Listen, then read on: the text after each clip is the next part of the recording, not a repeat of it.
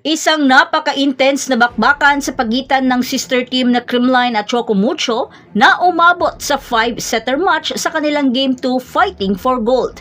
Habang si Alyssa Valdez, isa na namang epic championship point ang pinamalas niya sa laban. Talagang clutch queen in the making.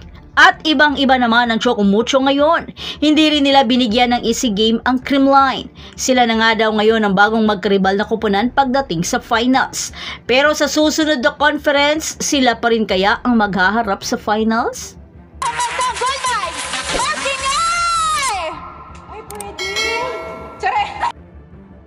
Napagtagumpayan ng Creamline na manatiling perpekto sa loob ng 15 laban para sa kanilang ikapitong titulo ng liga laban sa Choco Mucho na umabot ng 5-setter match sa score na 22-25, 25-20, 29-27, 24-26 at 15-12 sa Game 2 ng 2023 PVL All-Filipino Conference Finals na ginanap sa Smart Araneta Coliseum.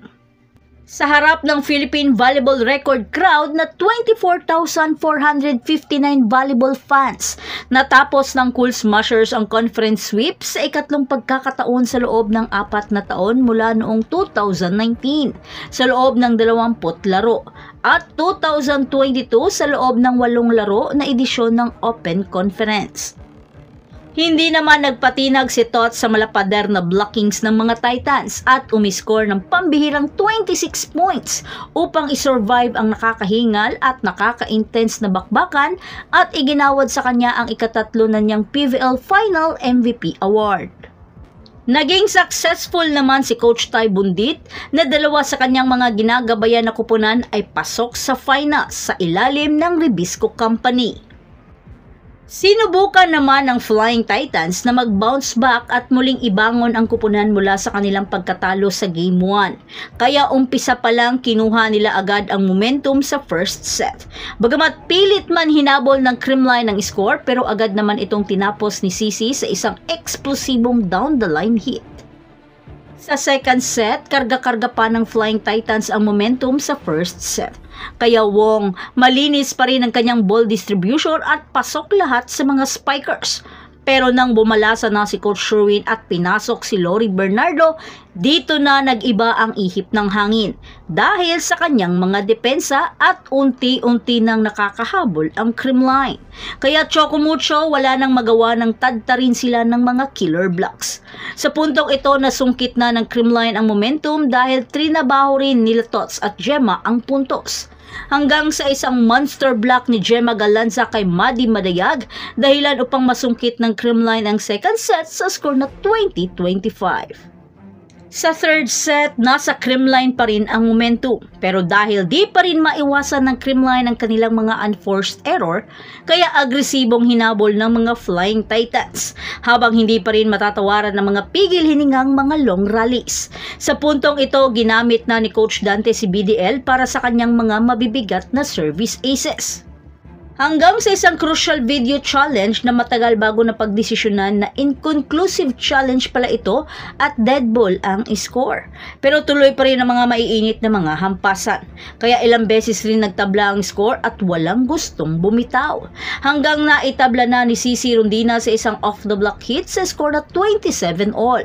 Pero Tots, ayaw paawat sa kanyang mga maiinit na atake. At sharp cross-court attack ni Pons ang tumapos sa nakakahingal na long rally sa third set sa score na 27-29.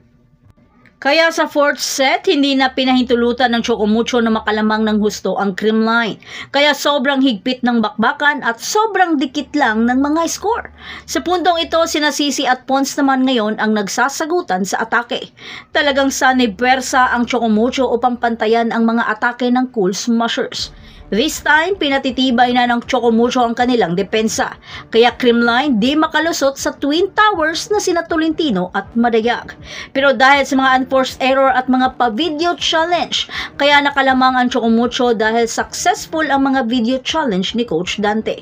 Hanggang sa isang running attack ni Madayag at isang outside ball naman ni Pons dahilan upang ma-extend ng Flying Titans sa fifth set. Kaya sa fifth set, crucial na ang decision-making ni Negrito at Wong.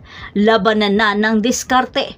Pero mga twin towers ng Chocomucho, bigay todo rin sa kanilang net defense. Kaya Valdez, ilang beses din ng monster block.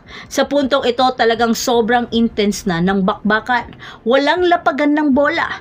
Sanib puwersa na ang bawat kupunan at binalasa na lahat ni Coach Shea at Coach Dante ang kanilang mga manlalaro. Ilang beses din inilaban ni Madayag at Sisi ang Chocomucho. Hanggang sa pinasok na ni Coach Shea si Alyssa Valdez upang magbigay buhay sa koponan. Di naman binigo ni Valdez dahil sa crucial moment na. Kaya nagbigay ito ng isang malupit na check ball dahilan upang malagay sa championship match point ang Cool Smashers. Bagamat inilaban pa rin ni Sisi at nagbitaw pa rin ng off-the-block hit sa score na 12-14. Pero Valdez agad itong tinapos sa isang sharp cross-court attack dahilan upang makuha ang pampitong titulo nito sa PBL at perpektong winalis ang conference.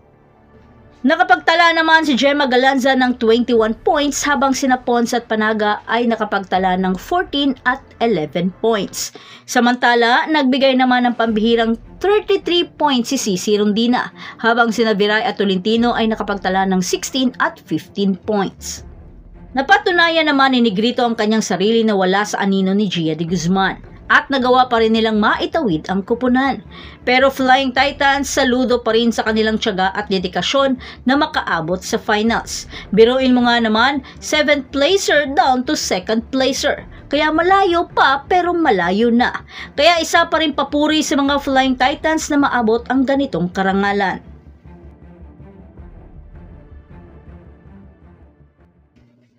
So that's it. Thanks for supporting this channel and please don't forget to like and subscribe and spike the notification bell para lagi kang updated sa mga valuable ganap, and thanks for watching.